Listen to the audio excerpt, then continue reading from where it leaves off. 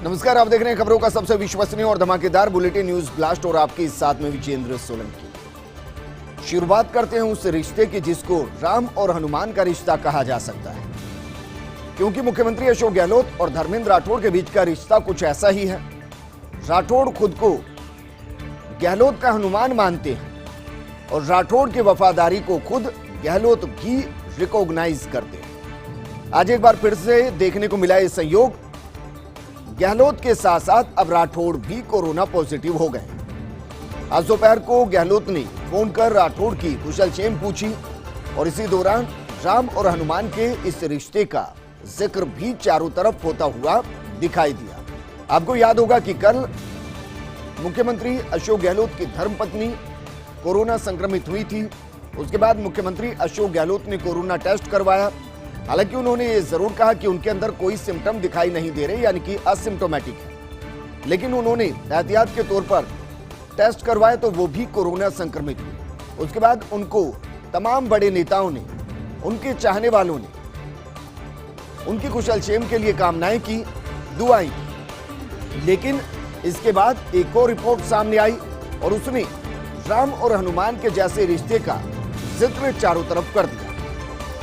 मुख्यमंत्री अशोक गहलोत की बेहद करीबी हैं कांग्रेस के वरिष्ठ नेता धर्मेंद्र राठौड़ और उनका रिश्ता बेहद करीबी, और राठौड़ खुद को मुख्यमंत्री अशोक गहलोत का हनुमान मानते हैं, यानी कि जो मुख्यमंत्री उनको आदेश दे देते हैं उसको वो हर हाल में पूरा करते हैं।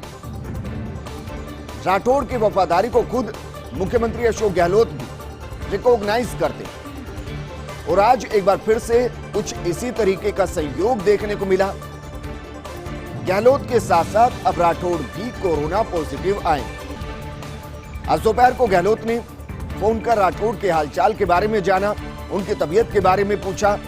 जाहिर है ये भी पूछा गया होगा कि किस किस तरीके के सिम्टम्स आपके अंदर दिखाई दे रहे हैं और कोई दिक्कत ना हो, इसको लेकर भी जानकारी ली गई है। इसी दौरान राम और हनुमान के रिश्ते का जिक्र चारों तरफ होता हुआ नजर आया।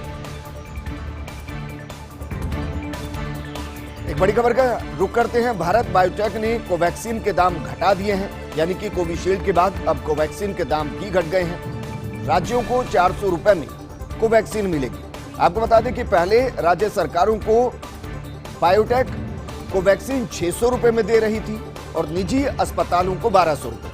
अब जो राज्य सरकारों को वैक्सीन मिलेगी वो 400 रुपए में मिलेगी, यानी 600 रुपए से घटाकर 400 रुपए अब इसके दाम कर दिए गए। पीएम मोदी की अपील के बाद भारत बायोटेक ने दाम घटाए हैं। कल सीरम इंस्टीट्यूट ने कोविशील्ड के दाम घटाए। आपको याद होगा कि केंद्र सरकार अभी तक इस पूरे वैक्सीनेशन प्रोग्राम को देख रही थी। जितना भी वैक्सीनेशन देश के अंदर हो रहा था, राज्य सरकारों को फ्री में वैक्सीन दी जा रही थी, क्योंकि खरीद केंद्र सरकार इन कंपनियों से कर रही थी। लेकिन जैसे ही राज्यवार खरीद करके राज्यवार वैक्सीन लगाने का जिक्र आया, ऐसे में दोनों ही कंपनियों ने अपने अपने दाम निर्धारित कर दिए थे। राज्य सरकारों को किस दाम पर वैक्सीन मिलनी थी ये दाम निर्धारित कर दिए थे, और निजी अस्पतालों को वैक्सीन किस दाम पर मिलनी थी ये भी दाम निर्धारित कर दिए थे। उसके बाद पूरे देश के अंदर सवाल उठा था कि एक देश, एक निशान, एक विधान, एक संविधान, एक पहचान, एक आधार, तो फिर वैक्सीन के दाम क्यों अलग अलग? प्रधानमंत्री मोदी ने इसके बाद बाकायदा दोनों कंपनियों के अधिकारियों के साथ बातचीत की थी, दाम कम करने के लिए कहा था, क्योंकि दाम कम करने से ही वैक्सीनेशन प्रोग्राम को गति दी जा सकती। ऐसे में कल कोविशील्ड ने दाम घटाए, आज कोवैक्सीन ने दाम घटाने का ऐलान कर दिया। राज्यों को अब 600 की जगह 400 रुपए में कोवैक्सीन देने की बात की गई है और पीएम की अपील का भी असर इसको कह सकते हैं कि भारत बायोटेक के साथ जब बातचीत हुई थी, प्रधानमंत्री मोदी ने दाम घटाने की बात कही थी। कल सीरम इंस्टीट्यूट ने कोविशील्ड के दाम घटा दिए। एसीबी मिनिस्टर के नाते सीएम गहलोत को एक सलाह दी। इस गंभीर कोरोना संकट के दौरान एसीबी की छोटी मोटी कार्रवाइयों पर रोक लगाने की सलाह दी। ये सच है कि बीएल सोनी और दिनेश एमएन की टीम ने बीते कुछ महीनों में जबरदस्त काम किया है और घूसखोरों के अंदर एक डर सा बन गया कि ना जाने किस तरफ से कब एसीबी आ धमके और उनकी काली कमाई को उजागर करते हुए जो घूसखोरी का खेल चल रहा है उस पर पूर्ण विराम लगा। लेकिन आज प्रदेश के हालात सामान्य नहीं है। चारों तरफ एक मेडिकल इमरजेंसी का माहौल है और हर अस्पताल और गली मोहल्ले में सुनाई देती है कोरोना मरीजों की वेदना पुकार। ऐसे में आंखों को यकीनन चुभती है एसीबी की छोटी मोटी कार्रवाइयों की खबरें। इसीलिए आज का वक्त है एक तकाजा, एसीबी की पूरी टीम को कुछ दिनों के लिए कोरोना दवाइयों की कालाबाजारी की धरपकड़ के काम में लगा देना चाहिए। पुलिस के साथ साथ अब एसीबी की फौज भी मैदान में उतरे तो जो आपदा में अवसर ढूंढते हुए सांसों का सौदा कर रहे हैं, जो मरीजों को दवाइयां महंगे दामों पर दे रहे हैं, जो दवाइयों का स्टॉक कर रहे हैं, जो नेसेसरी दवाइयों का सौदा कर रहे हैं, बिजनेस कर रहे हैं, उनके खिलाफ कार्रवाई हो सके। एसीबी स्टाइल में मौके पर ही कालाबाजारियों को उजागर किया जाए और जो इस काम को कर रहे हैं उनकी धरपकड़ की जाए।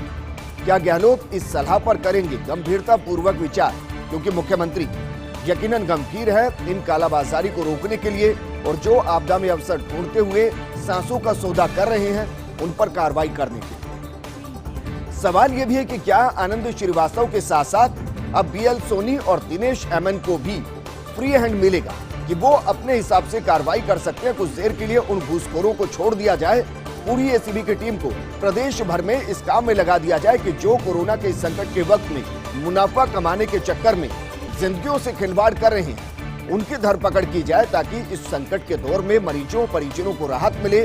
और जो सांसों का सौदा हो रहा है, जो मरीज के परिजनों को लूटा जा रहा है, जो दवाइयों की कालाबाजारी की जा रही है, जो लोग नेसेसरी दवाइयों पर न जाने कितने गुना मुनाफा कमा रहे हैं, उनको सलाखों के पीछे पहुंचाया जा सके। और अब बात करते हैं फर्स्ट इंडिया के सामाजिक सरोकार की। कोरोना संकट की इस घड़ी में चैनल ने रद्द किए अपने सभी मनोरंजन कार्यक्रम, रद्द किए घूमर, नृत्य और फिल्मी नाच गानों की वायरल। अब चैनल का पूरा फोकस होगा कोरोना कवरेज पर। चैनल सरकार को पब्लिक का पूरा फीडबैक देगी और सरकार और पब्लिक के बीच में एक पुल का काम चैनल करेगा। फर्स्ट इंडिया कोरोना के मुश्किल दौर में सरकार के साथ भी खड़ा है और आम जन के साथ भी खड़ा है। फर्स्ट इंडिया ने सबसे पहले राजस्थान में जनता की सेहत का ध्यान रखते हुए सरकार को सुझाव देने की नीयत से बाकायदा डॉक्टर कॉन्क्लेव किया। उस डॉक्टर कॉन्क्लेव का काफी असर, व्यापक असर दिखाई दिया। सरकार को भी सहायता मिली और जो घर के अंदर लोग कंफ्यूज थे, अलग अलग सवालों को लेकर, अलग अलग भ्रांतियों को लेकर, उनको दूर करने का काम किया। उसके बाद विदेशों के अंदर क्या कुछ चल रहा है, वहां वेव ट्रीटमेंट क्या रहा, वहां किस तरीके से कोरोना को कंट्रोल किया गया। दूसरे चरण में फर्स्ट इंडिया ने बाकायदा डॉक्टर कॉन्क्लेव इंटरनेशनल का आयोजन किया, जिसमें अमेरिका, दुबई, ब्रिटेन और कई देशों से एक्सपर्ट्स को जोड़ा और उन सलाहों को भी आम जनता के बीच में पहुंचाए कि कोरोना को किस तरीके से कंट्रोल किया जा सकता है, जनता की भागीदारी क्या है और सरकार को और किस तरीके के सख्त कदम या फिर प्रबंधन करने की जरूरत है। अब फर्स्ट इंडिया सामाजिक सरोकारों को समझते हुए तमाम तरीके के एंटरटेनमेंट प्रोग्राम जो चैनल पर चलते हैं उनको बंद कर रहा है। कुछ वक्त के लिए उनको बंद किया जा रहा है ताकि ज्यादा से ज्यादा वक्त आम आदमी को समझाने में, सरकार को बताने में, कोरोना से लड़ने में बिताया जा सके। आपको हर एक छोटी से बड़ी जानकारी दी जा सके जो आपके लिए जरूरी है। अलग अलग तरीके के कार्यक्रम इसको लेकर किए जा रहे हैं। जैसे डॉक्टर्स को हम फिर से कनेक्ट कर रहे हैं। आप हमें अपना सवाल भेज सकते हैं, डॉक्टर से हम पूछेंगे, आपका जवाब जरूर आपको मिलेगा। इसके अलावा बच्चों में किस तरीके से कोरोना कंट्रोल किया जाए, इसको लेकर प्रोग्राम लगातार हम कर रहे हैं। और हम चाहते हैं जो हमारा काम है, मसलन सरकार और आम आदमी के बीच में एक मजबूत कड़ी बनते हुए सरकार की योजना कोरोना को कंट्रोल करने के लिए जनता के लिए क्या है ये बता दिया जाए और जनता क्या चाहती है सरकार से ये सरकार तक पहुंचा दिया जाए। और इसलिए हमने अपना पूरा फोकस कोरोना प्रबंधन के इस दौर में एंटरटेनमेंट प्रोग्राम को बंद कर सिर्फ आपकी सेवा में समर्पित करने के लिए ठाना। वहीं आज प्रदेश के लिए दुखद दिन है। दौसा जिले ने आज अपने 2 सपूत खो दिए हैं। पहले आज सुबह आई गिरिराज सिंह लोटवाड़ा के निधन की खबर।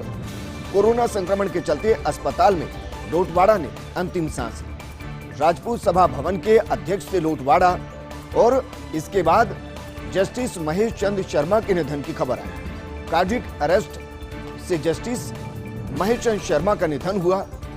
दोनों ही मूल रूप से दौसा जिले के निवासी। दोनों घटनाओं से दौसा जिले में शोक की लहर छा गई है और दोनों के बारे में यह कहा जा सकता है कि अकाल मृत्यु हमारे बीच से दो नगीनों को हमेशा के लिए ले गई।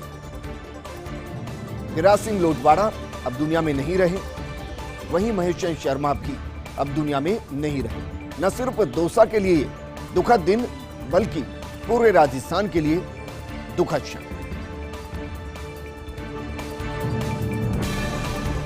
और अब बात करते हैं ब्यूरोक्रेसी के लिए बड़ी खबर की। राजस्थान कैडर के 2004 बैच के आईएएस रवि जैन का इम्पैनलमेंट हुआ है। केंद्र में संयुक्त सचिव और समकक्ष पद के लिए इम्पैनलमेंट हुआ है। इसी बीच आईएएस रवि कुमार सुरपुर का भी इम्पैनलमेंट हुआ है। केंद्र में संयुक्त सचिव या समकक्ष पदों के लिए इम्पैनलमेंट हुआ है। केंद्र ने आज जारी की 46 आईएएस की सूची, जिसमें से राजस्थान कैडर के 2 आईएएस का नाम शामिल है। केंद्र में सीएस डीओपी को भेजा पत्र, फाइल पर अनुमोदन हुआ है।